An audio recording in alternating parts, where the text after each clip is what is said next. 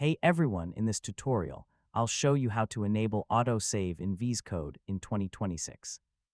Autosave can automatically save your files while you work, which is useful if you often forget to save changes manually. So let's get started. First, open VS Code and open the settings area. You can search directly for autosave instead of browsing through every available setting.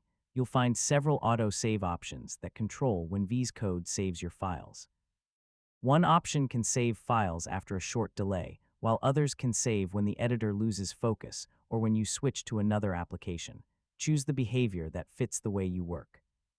If you want your changes saved shortly after you stop typing, a delay-based option can be convenient.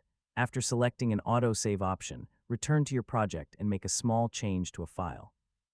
Wait according to the selected behavior, then check whether the file is saved automatically. You can also adjust the auto-save delay if your selected option supports a timing setting. A shorter delay saves changes more quickly, while a longer delay gives you more time to make several edits before saving. Keep in mind that auto-save only saves your files. It doesn't replace source control or backups. If you're working on an important project, using Git or another backup method is still a good idea. If you don't want auto-save enabled for every project, check the available workspace settings. VS Code lets you configure some preferences at different levels, depending on how you want your projects to behave.